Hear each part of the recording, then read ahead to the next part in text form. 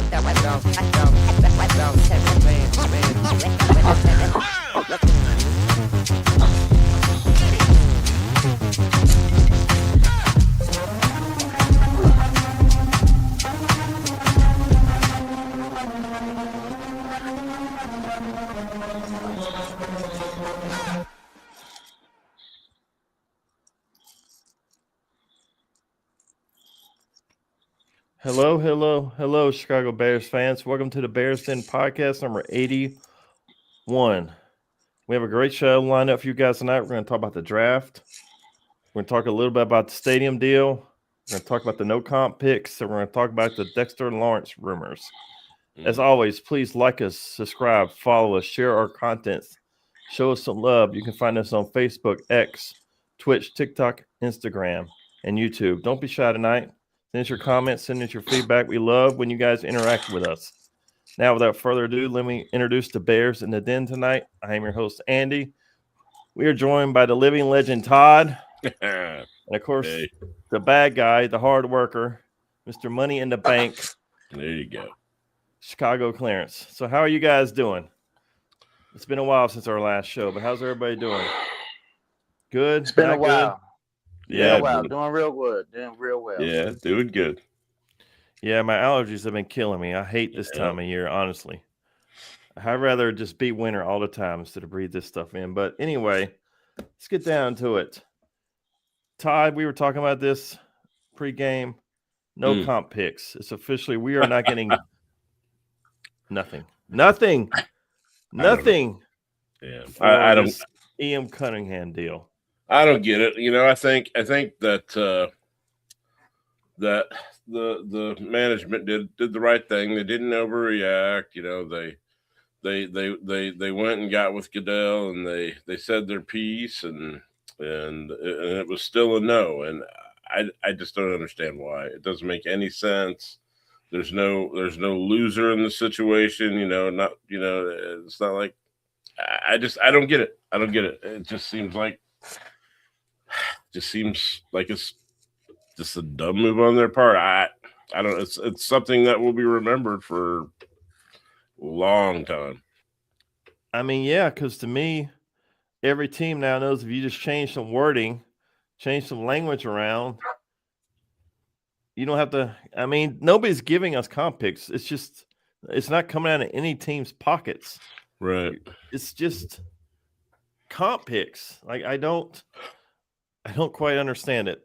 Clarence, what do you want to say about these comp picks before we move on? I say shame on the NFL for doubling down on this. Well, really tripling down. They've said no to us 3 times. Right. I don't really understand it. All of this is supposed to be in spirit of the Rooney Rule. I don't think that the Rooney Rule is being upheld in this situation. I think the Bears are getting screwed, plain and simple. And what team is out there complaining about this? It doesn't hurt anybody. It doesn't give us an unfair advantage over another team. I really don't even understand why they're even taking this stance, especially after, the Falcons came out and said, that he's basically running the show. So at this point, for us to go back and say, hey, can you reconsider your decision?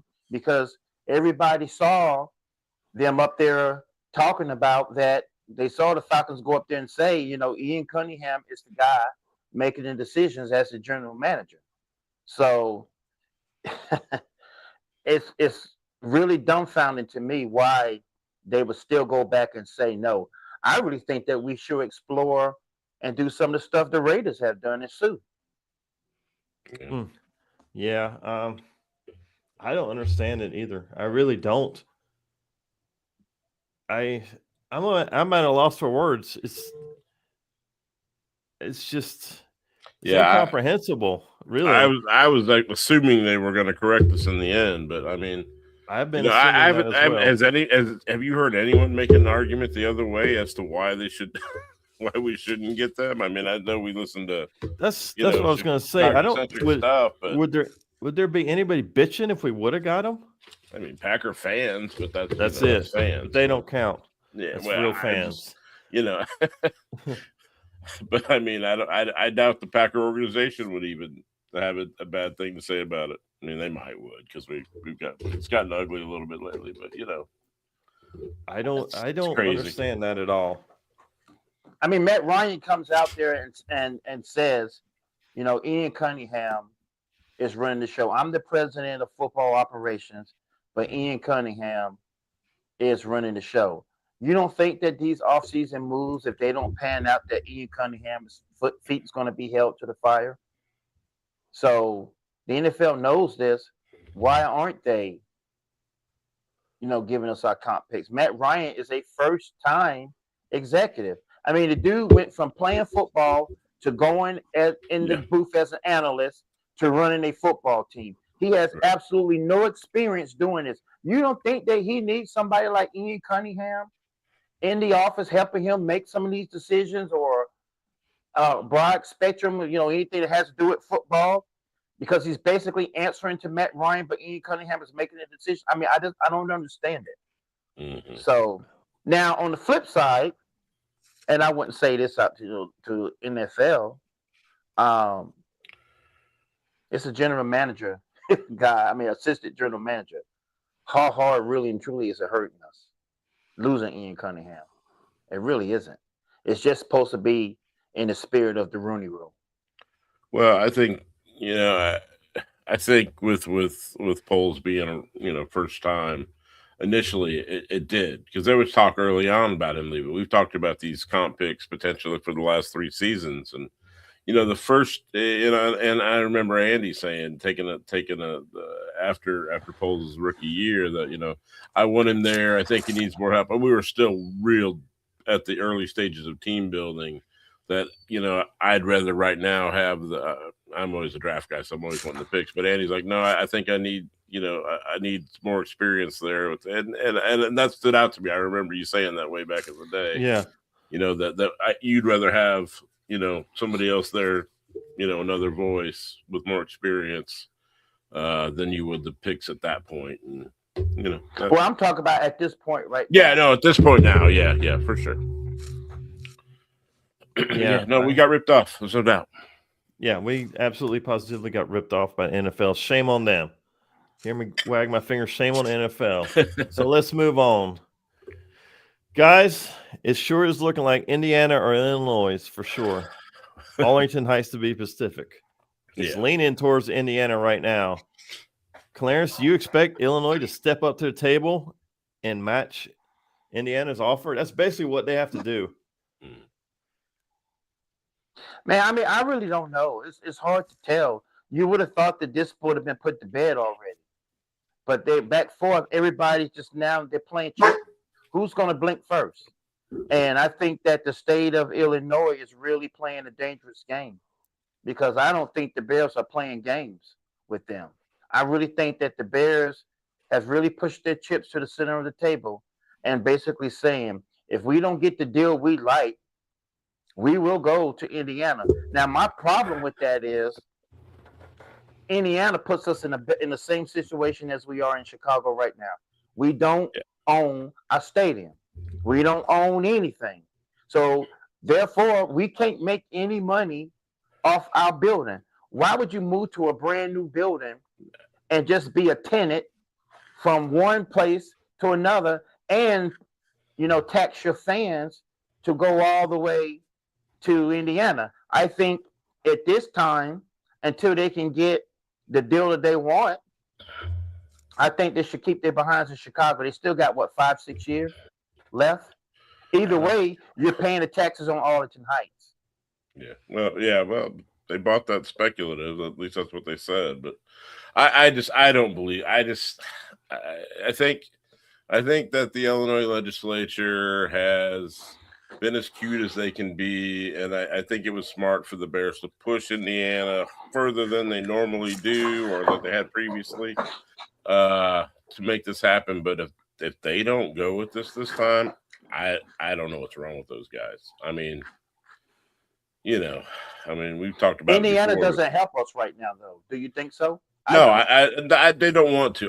They don't want to do that. I know that. I feel like that George McCaskey certainly doesn't want to do that. But I think that this is the wake up call for Indiana to pass what they need to do and get it done. I mean, the Bears are going to have to blink. If it comes down to it and they say no, then I guess you back burner it for a year and try, because there's no reason to do that. I mean, there's no reason to I mean, the facility's fine. It's not, it's just, they need to get, the control is more important than the facility, I think, at this point. I mean, it's hard to get to the facility, but that's the same with in the Cubs and there's no parking. I mean, but that's something they've dealt with for forever now. So that's nothing new. But I think that Illinois comes through this time, but they've dragged this out. But I tell you what, if they do back burner it, that's going to look bad on Kevin Warren, because his main job was to get this done. I mean, they'll act like he's involved in the football operations or decisions. His main job is to get the stadium situation solved. That's what he got done in Minnesota. That's why he's here. Guys, do you think anybody's playing poker? Do you think Illinois knows deep down that Chicago really doesn't want to go to Indiana? For sure. Yeah, absolutely. And they're gonna force their hand. They're calling their bluff. Somebody's got to bend it. It needs somebody's got a losing hand in this poker game. It needs to be the government that bends. The Bears have. The Bears probably going to end up paying more for the infrastructure than they want to. But at the end of the day, guys, we're paying taxes on property that we own in Arlington Heights. And if we build a stadium anywhere other than there, we lost, regardless. Right. They'll have to flip that, and then what are they going to get? I mean, are they going to get, somebody's going to be, first off, who needs that much, and what's the project, and they know that you need to sell it. So it's a bad situation all the way around. I think, look, it's dirty Illinois politics. That's the way it is. So that if they don't pass it this time, I'll be stunned. But I've been stunned before. I don't really think it's just them, though. I mean, I think this is mainly Pritzker. Yeah. I mean, I can't see how you would let your cash cow leave your state. Like how? That's bad for business. That's just horrible business. Just no way. 101. You really got a cash cow. You don't let him leave. Clarence, you're an outside salesman. I'm not gonna say who you work for, but would you let your cash cow leave? Just say, hey man, go. I don't want your money. No, there's no way. But just think about it for a second. The city of Chicago is losing out regardless. Oh, they are. They are. So 100%. Behind the scenes, they're sitting back there screaming, and the mayor of Chicago, he carries a big stick. So either way, the city of Chicago is losing out because the Bears are not going to be playing there. Right. And that building's sitting there. They're still paying money on the renovations that was done 20 years ago. Yeah, makes no sense. Okay, let's move on. Yesterday, I think this is posturing on Dexter's part, but we are the Chicago Bears. It seems like we latch on to everybody that's on the market, but this would be the type of player we need.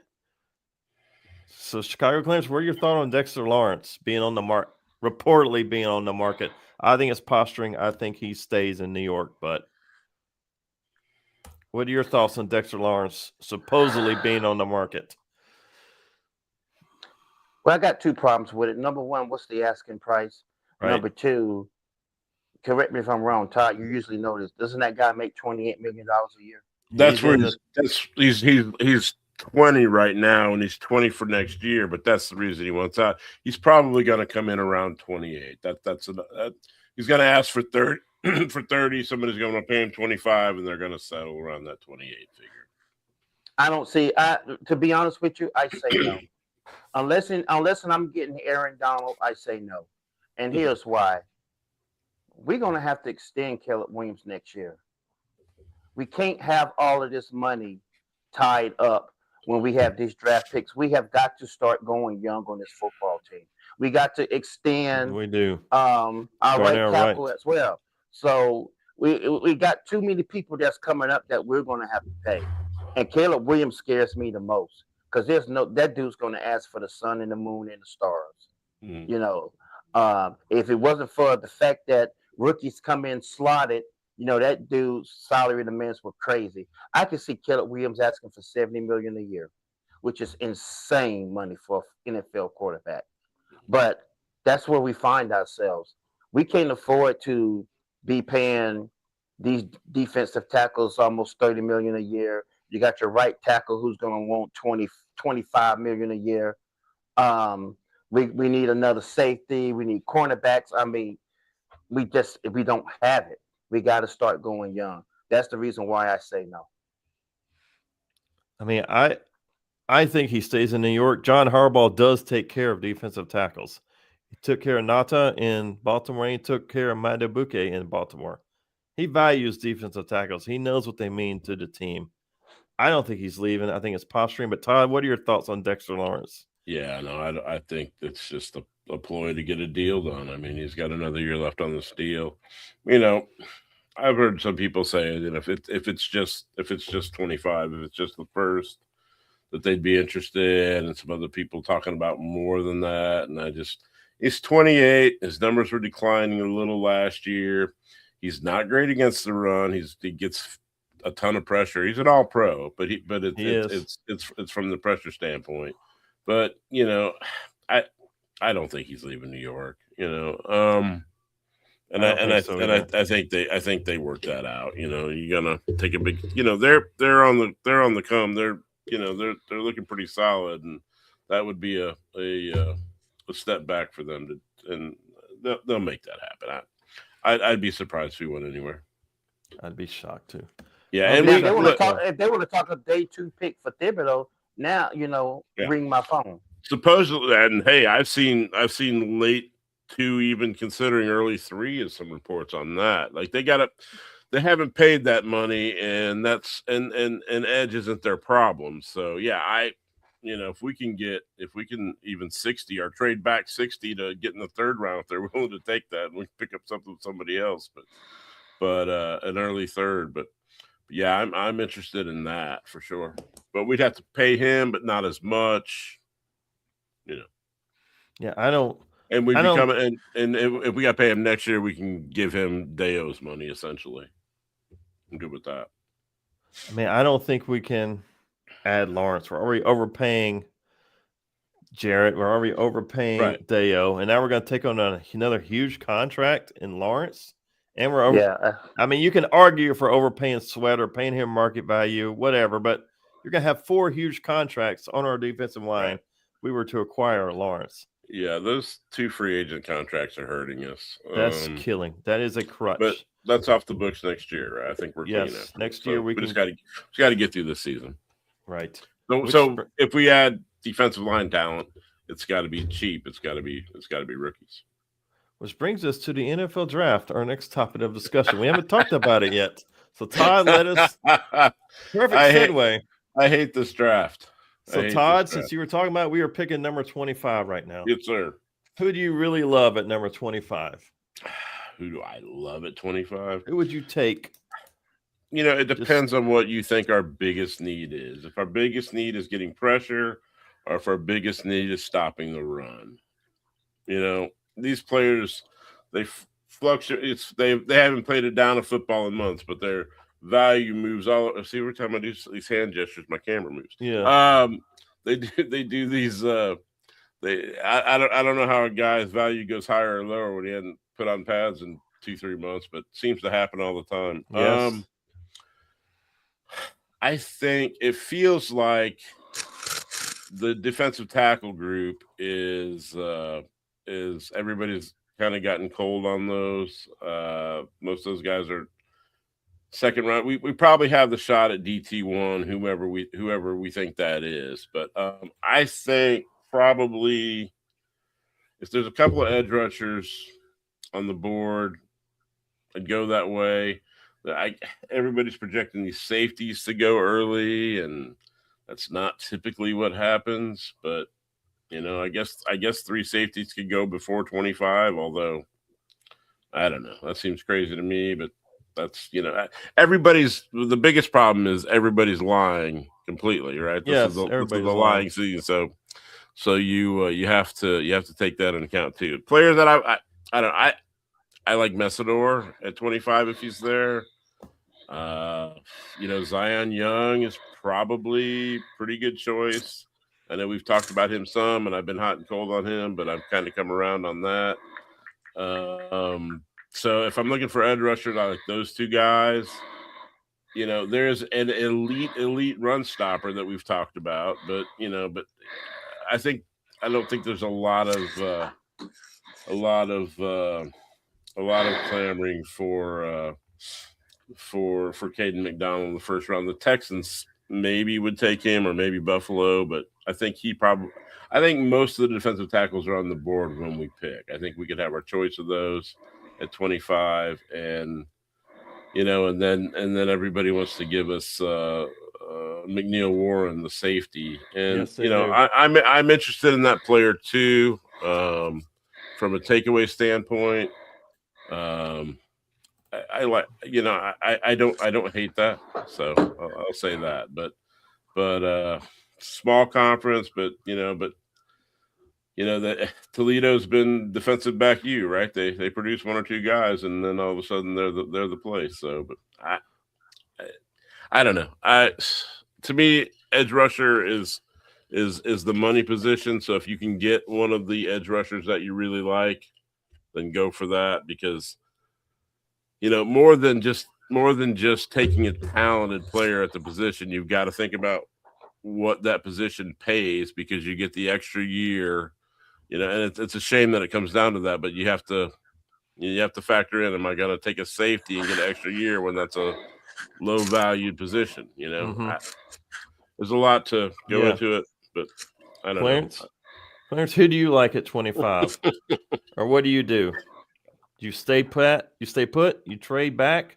Trade up? Who do you want to draft with our pick at first round? If I'm doing this draft, I address one of our 2 weaknesses. That's this defensive line, and that's edge rusher. I have always been on the McDonald kid. I stand pat on the McDonald kid, unless it's something crazy in this draft and the player that I really, really like on my board falls to me. That is the guy that I'm drafting, simply because I want him in there to stop the run. Yeah. That's what his job is there for. I am drafting other people, or I am making moves or trades or whatever to address the pass rush problem. But he's there to stop the run. That's what he's very good at. He doesn't get a ton of pressure. Matter of fact, he's not really good at it at all. But on this defense, his job is to stop the run. Yeah, but see, the thing say he doesn't get any at all is a little bit of a stretch. But the thing, I mean, he's 22. I thought he was old. I thought he was young. He's 22. Okay, well, I thought he was closer to 20. I'm looking some stuff up now. Yeah. Look, I'm not used to, as a Bear fan, I hate to get run on, and that's not something that we historically have done. I hate that, and so do I. we got run all over last year. Mm-hmm. We did. I can be talked into this pretty easily, and that's the reason why I want this guy. Mm-hmm. And even with that said, when the playoff times came, that's not even one of the biggest issues that we had. Teams run their offense. Most of them run their offense based off their run game. If we're able to take that away and make a team one-dimensional, then they play into our hands to where we could utilize what was usually our strength, which was our secondary. Right. But that leads me to when I'm looking at on the like in off season, where it's the second pick or whatever, and I'm dressing their pass rush. But I feel like that 3 technique is our number one. That's our number one issue for me. So the thing about Caden McDonald is I actually love him. a lot. And, at Ohio State, I would argue he did what he was asked to do, which was be a nose tackle. He was asked to control those A gaps. He was asked to occupy 2 offensive linemen so he could free up the other offensive linemen. Nobody knows for a fact if this man can get to the quarterback, if he's told to get to the quarterback. To me, he did his job at Ohio State. He was a nose tackle. That's what he did. He shut down the run, and he occupied 2 blockers a lot. He controlled the A gaps. For everyone just to say, oh, he can't rush I don't know if that's 100% true. And when I watch film on this guy, he is explosive. He's got quick feet, and he is shoving the center backwards almost all the time. He is a powerful man. I mean, I love this guy. And I would take 2 at 25 in a heartbeat. Yeah, he plays violent. Yeah. That's what I like. We need those type of people on our defense. We need somebody with a nasty disposition. Yes. This guy is it. I mean, I hear people saying that that's early for him now, and he was an early favorite for us as far as the mocks were going. But I mean, honestly, I think that we're 25, Houston at 28 would be interested, and and Buffalo at 26 right behind us would probably take him. So if we don't do that there, it isn't like he's going to be sitting around forever to take him. That's the way it seems anyway. I mean, I like him. I also like Christian Miller a lot. Yeah. Christian Miller is a little more versatile. He has played on every position on that defensive line. If Dennis Allen truly values versatility, that seems to be reported. That seems to be their favorite word these days. I mean, I like Christian Miller a lot. I think he's just as powerful and maybe brings more to the table with versatility. Yeah, I've got Miller at 6'4", 328. So they're basically the Miller's an inch or 2 taller, but yeah. And what about would any of you guys be in on Zion Young at 25? I think that he's. I've seen him mocked to us a lot too. Yeah, and that seems to have slipped. I think I've seen him in the second round on most things now, but not the end of the second round. Like it seems like the good spot in the sweet spot in the draft is anywhere from 17, 18 down to about 45, and then it seems to fall off a little bit. But I don't know. Clarence, would you take a safety at 25? No. I've seen McNeil Warren mocked to us a lot too, and we do need a safety. We have no starter opposite Kobe Bryant. Unless his name is Caleb Downs, then the answer is no. Yeah, well, Caleb Downs not going to be at 25. No. Exactly. That's the reason why I say no. What about the other kid from Oregon? Thieneman's projected pretty high. I see him a lot to the Panthers now. I see him to Minnesota as well. Minnesota. Yeah, Minnesota. There's a good chance Minnesota takes one of these two safeties that would still be left on the board. And Todd, what about your guy that you have a man crush on, Sonny Styles? Oh, Styles. Yeah, Styles top 10. Styles should fall further than 7. Styles is unbelievable. Would either of you guys take an offensive tackle like Caden Proctor at 25? I've seen him mocked to us now. They're hinting around that they like him. Like I said, this is the lying season, but I'm not sure he's there. I think the Lions would be real interested, and who else about the Lions? I think it was mostly. Let's see here. I see him to the Lions, and I see him to the Eagles ahead of us. To Philly, I see him a lot too. He's a big guy, Yeah, they know more about the Trapillo situation than we do. But, he's done. I think he's done for the year. I mean, I'm talking about beyond the year. Yeah, I know. So Clarence, would you take an offensive lineman at 25? I mean, we still have 2 holes. I don't like that. I mean, I know Bradbury. I think Bradbury is definitely our starter at center. Oh yeah. But left tackle seems to be it's going to be next man up or best man wins out. Like, we don't have a clear-cut starter as of right now. I mean, would you take Proctor at 25 if he's there? Like I said before, I'm addressing our number one need. I'm not moving off of that. But don't You you know, want to? But don't you want to protect Caleb Williams, our franchise quarterback? We saw what happened his rookie year. He got the shit beat out of him. We don't want to go back to that. Yeah, but we didn't have an all-pro guard No, we on that didn't. offense line.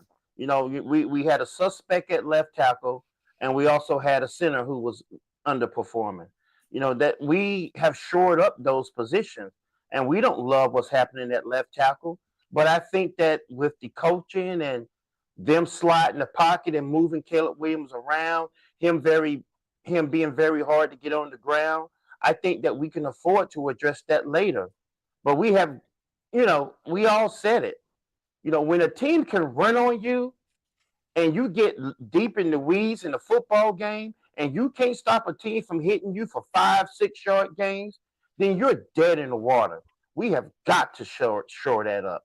That to me is our number one need. There is no way I am taking a offensive lineman at number 25 in this year's draft. I'm going defense, defense, and defense again. And it's going to be on that defensive line. Plain and simple. Would either of you be pissed off if Ben Johnson adds a shiny new tool to his toolbox at 25, like a wide receiver? I've seen Jordan Tyson mocked to us by, I think it was Joe Klatt, if I'm not mistaken. So Tyson's the most talented receiver in this class. Problem is he's hurt every year. He's missed multiple games.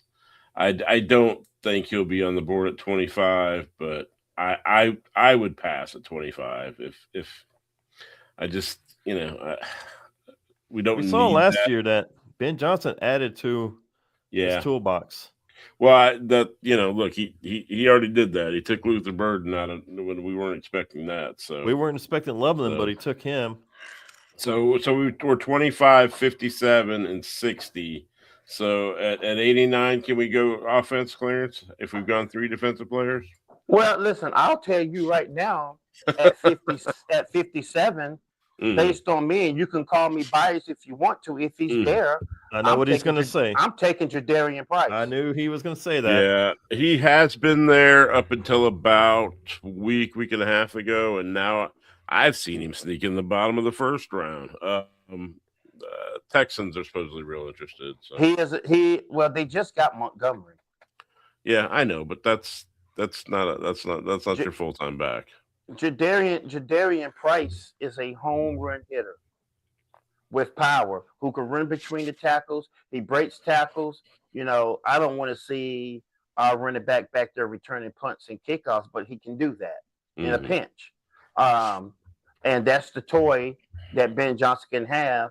And when you can run the ball late in games, which I think is our running back's weaknesses, Monungai will show you that he's a willing tackle. I mean, guy who can break tackles, but Monungai doesn't have the speed to take the ball to the house like Jadarian Price can. Yeah. You guys know how I feel about Swift. I don't believe in him. I don't think he's that guy. I would help his ass pack to get out of Chicago. I'm just not high on him. I think he's overrated.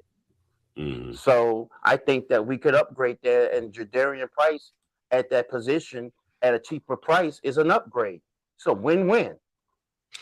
Yeah, if it's me, I'm taking defense in the first 3 picks. And probably, the safety has got to be one. And I'm going to go edge, tackle, safety, although linebacker's tempting. But I think the center talent starts in the 3rd round. And I think probably at that 3rd pick, I would look to get a center that we can get to develop for a year behind Bradbury now, because I don't think they're going to want to pay that. Maybe, but they may not be in the budget to bring him back another year. And I know they're going to try to give Luke Newman some snaps there, and that may work.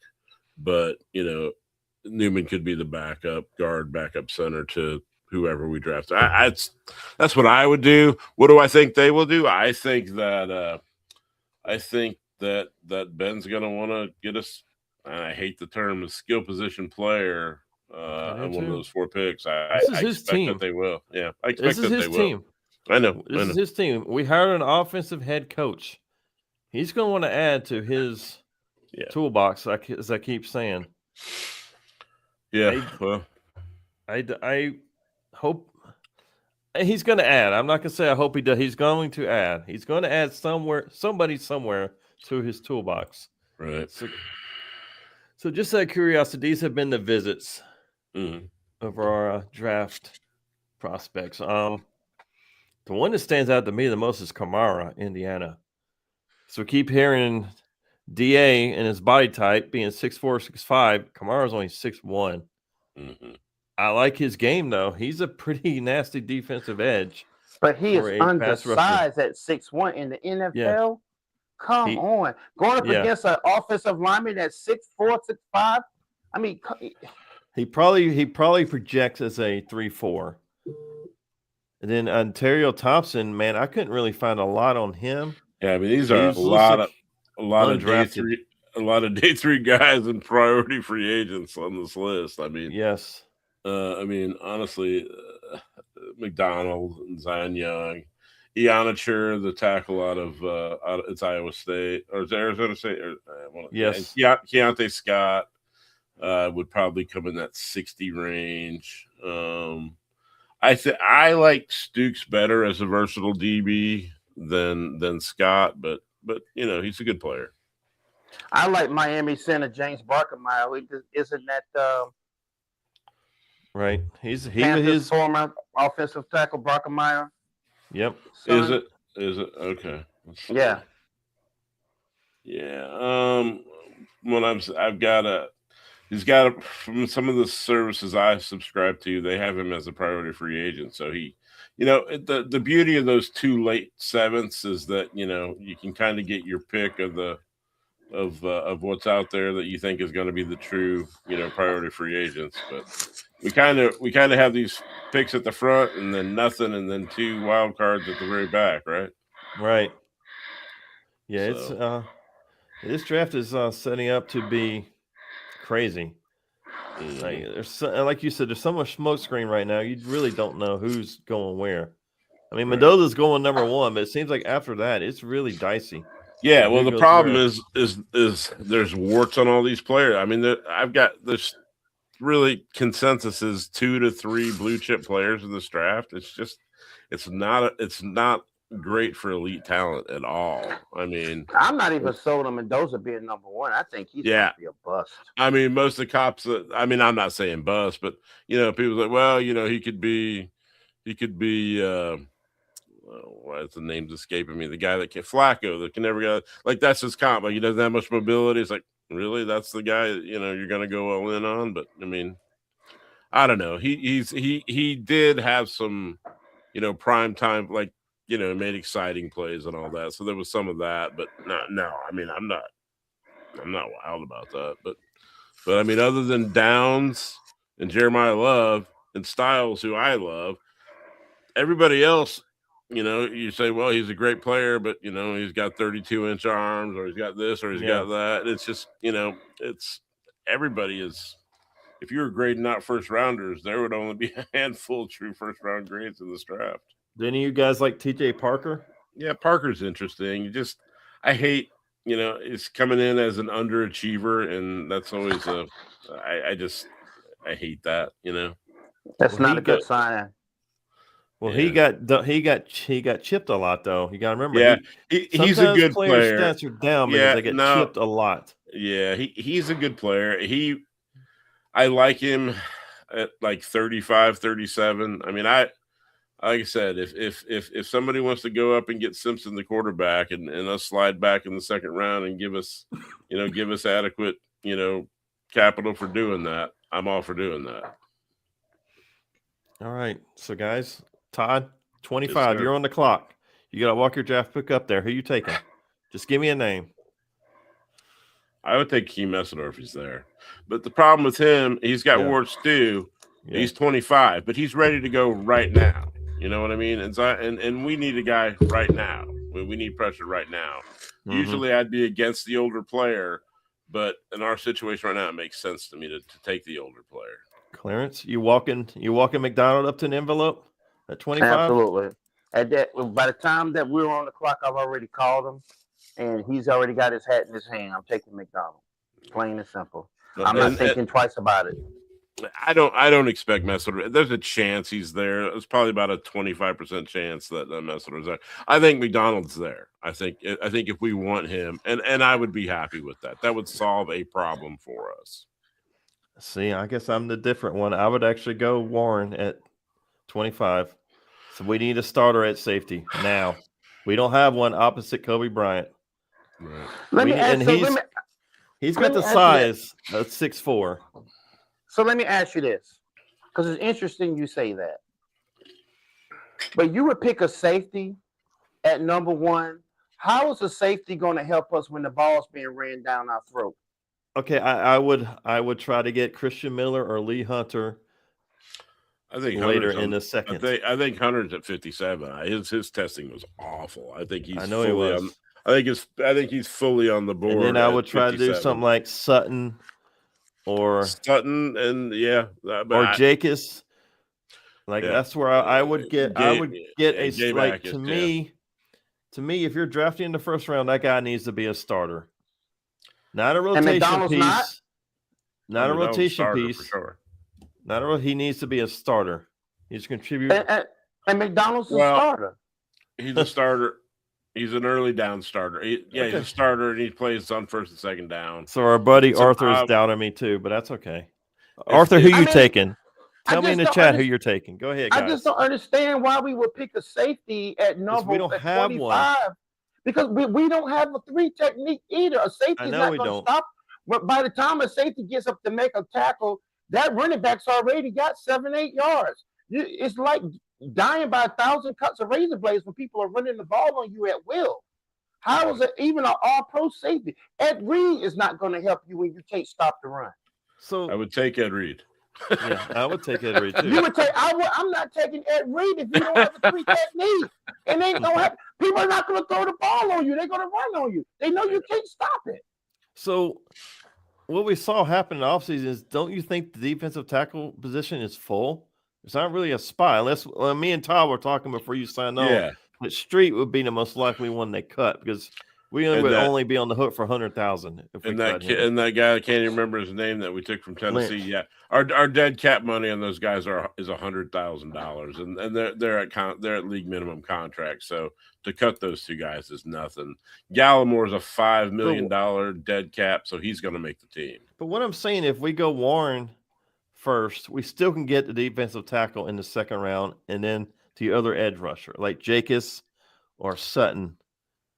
Like I think both of those guys are in the mid-40s right now. I mean, we're picking at the back end of the second round. That's the thing. But whatever defensive tackle that we draft, he needs to be able to start. Right. Mm-hmm. I would start Miller. He needs to be a. Oh, Miller would start. Yeah, I would start Miller in a heartbeat if we could get him in the second round. We can't, unless we're in the front end of the second round. Most of those guys are going to go between 30 and 45. It's your opinion, Andy. I respect it, even though I vehemently disagree with it. But, I think AJ Halsey's there probably at 57. What about? And I'm down. I also like Grayson Halton a lot.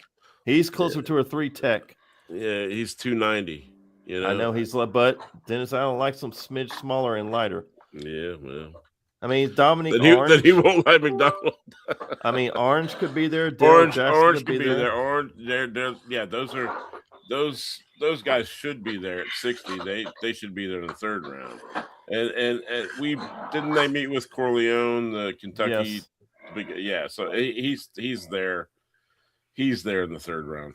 Let me ask you guys. Pretty confident about that. Let me ask you guys. Would you guys agree, based on the moves that been made in the offseason, I'm talking about linebackers, that this defense has gotten faster, even with the addition with Kobe Bryant as well at safety? Would you not agree that this defense has gotten faster? Yeah, it's faster, and they want to get faster still. What would make these linebackers and even Kobe Bryant able to do all their jobs effectively is as if we took another team's ability to run the ball on us away. If we were able to free up our linebackers to make plays, and you do that by having your D line being able to stop the run, or keep those offensive linemen from being able to get to the second level on your backers. If you're able to prevent that, that makes your defense that much more dangerous, and it makes Bush and those guys able to fly around and rally to the ball.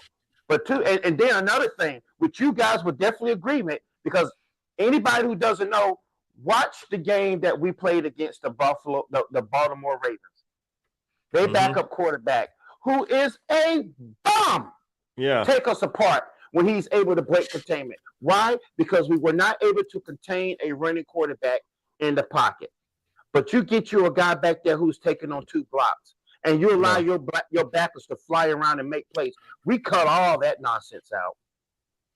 Yeah, but I mean, like Andy's talking about, I mean, you know, like Dominique Orange, right? He's a good run stopper. He's not the difference is you know, you've got McDonald, who's the elite run stopper. He is. These other guys are like 80% of that, right? So are you going to take this in the first round, or are you going to get a guy who's, you know, Christian Miller's maybe 85% of that run stop, but he has some ability to actually penetrate also. See, that's where I think we're different, because I actually like Miller a smidge more than McDonald, because I like Miller's ability to play all 4 positions on that defensive line. I like that ability. But we don't need a little that, bit Andy. pass rusher. He's a little bit of a better pass rusher than McDonald. Yeah, but we don't need that. We don't need it. We don't need a D tackle who can play in different positions. We supposedly already have that. You take Bio and put him back on the edge to stop trying to kick him inside, which is the reason why he got hurt in the freaking first place. Is he even going to play? I mean, he's going to miss the beginning of the season, most likely. Yeah, he's probably going to miss the first 4 or 5 games. Same with TJ Edwards. You know, one of the players that I always loved back in the day, Vince Wilfork with the Patriots, and that's who McDonald. When you know, people love to do the comps and everything, I see that. Like, this is a guy that he's not going to get in the backfield, but he's going to shut everything. He's going to just eat up that entire middle section of the field. What we and need. that is you know. But if I can take that 60 and get Thibodeau, I take McDonald and I take Stukes or AJ Halsey at 57. Then I've got my safety, I've got my edge, I've got my DT. I'm real happy about that, and I'd prefer to take a center in the third. But I could live with that. I could live with that. If you told me we addressed our weakness of having teams run the ball on us by getting a guy in there who's a space eater, who eats up blocks and shuts the run game down, I'm happy. I almost don't even care what you do the rest of the draft, as long as you address the edge rusher, because that has to happen. Okay, guys. Those 2 things has to happen.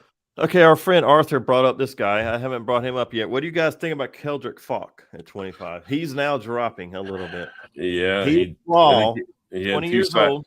He's got elite size at 6'6". Yeah, but what did he get 2 sacks last year? He's an elite edge rusher against the run. He's elite run stopper at the edge, but he is raw. Yeah, but Akis is good against the run too, you know. I mean, I'm not taking him at 25. Hell no. Yeah. And somebody will have we not learned about drafting projects? Have we not learned our lesson about drafting projects? Well, there's a time and a place to draft a project, but not in the top 10. At 25, if it's a really good project, you know, something you. So neither of you would take Falk at 25? I don't. Hell no. I mean, that's about where his window opens.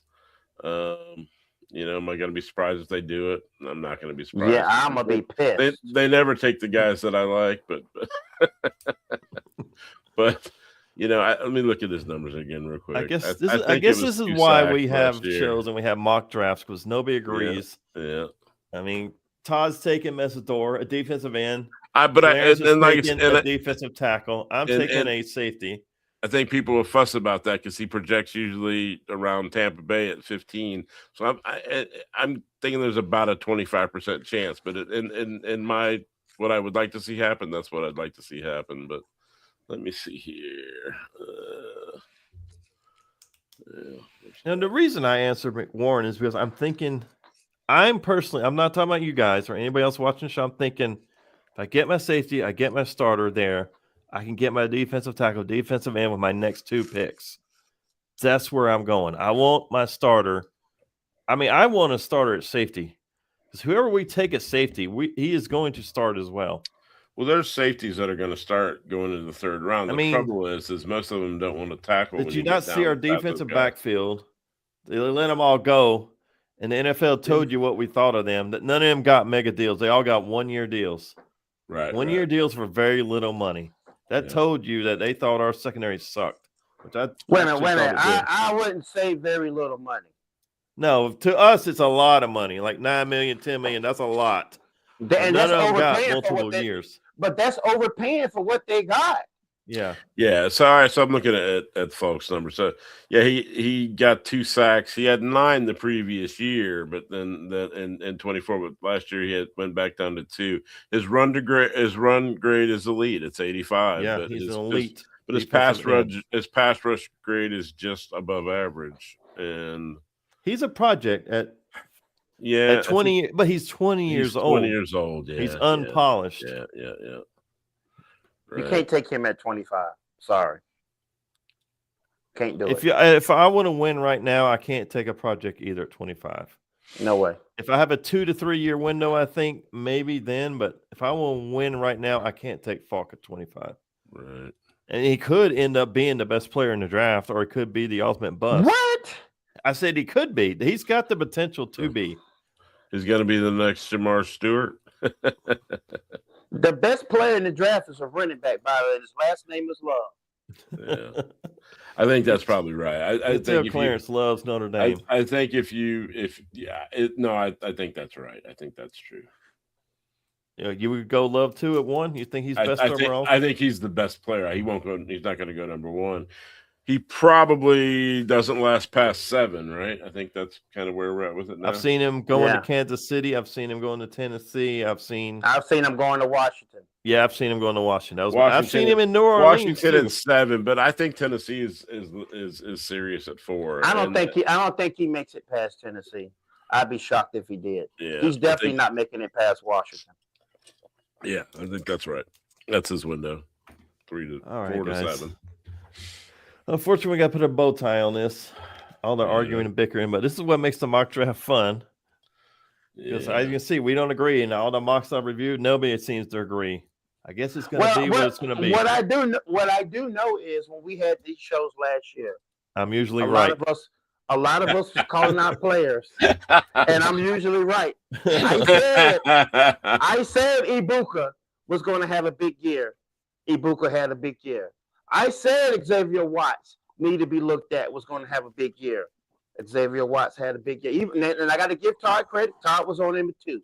Yeah, I liked him in the 3rd round. I mean, I liked E-Man Worry too, and he's been fantastic, but he should have been a late first. We could have had Xavier Watts. Imagine Xavier Watts on that defense right now. No, I agree. We'd have a young safety that's cheap that can play. Yeah, I've already said I would go Warren, but anyway, guys, let's roll into our final thoughts. I'm curious to see what we do at 25.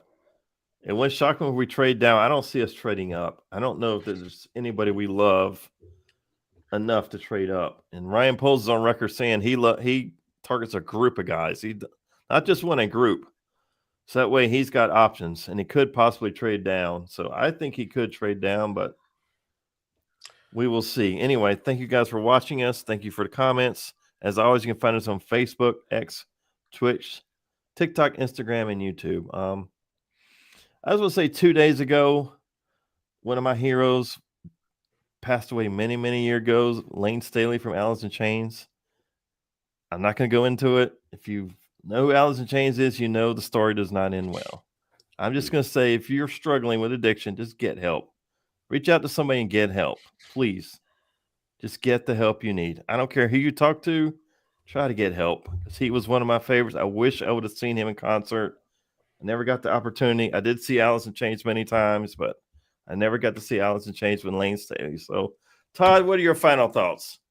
I didn't prepare any. I'm just happy to see you guys. It's been 3 weeks. It's been 3 weeks, I think.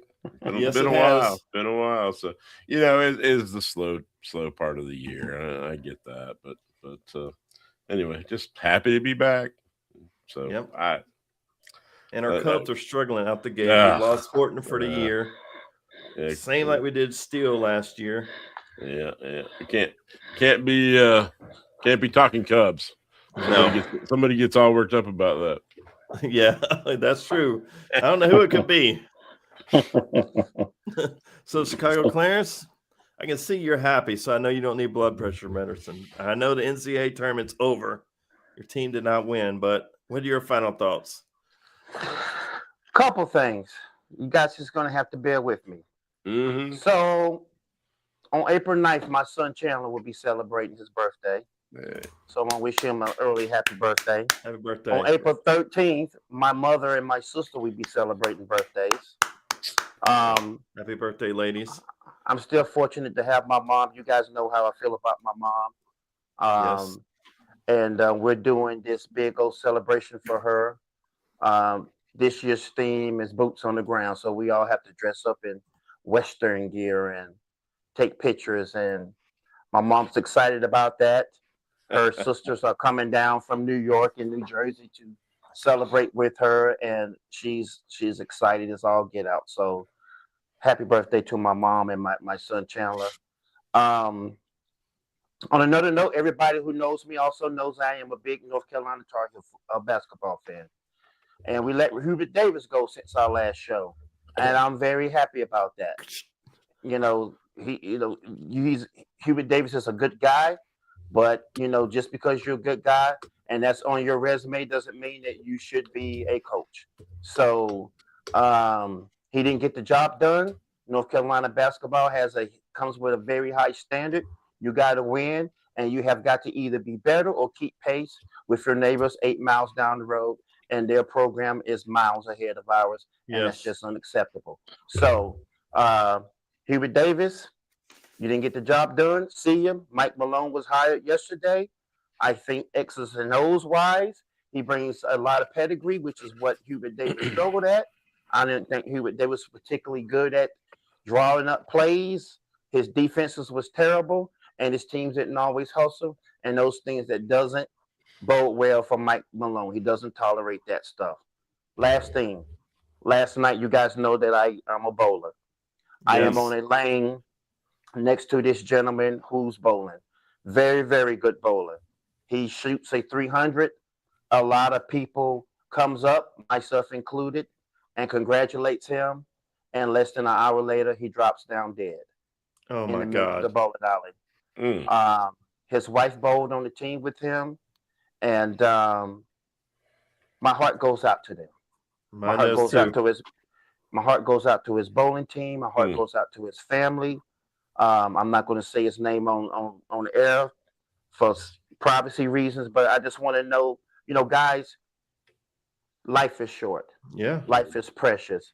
And you're supposed to let people know who are important to you all the time, when you feel how you feel about them. You should never let a day go by without letting your loved ones know how you feel about them. It's so easy to express your feelings when you're upset or you're mad at someone.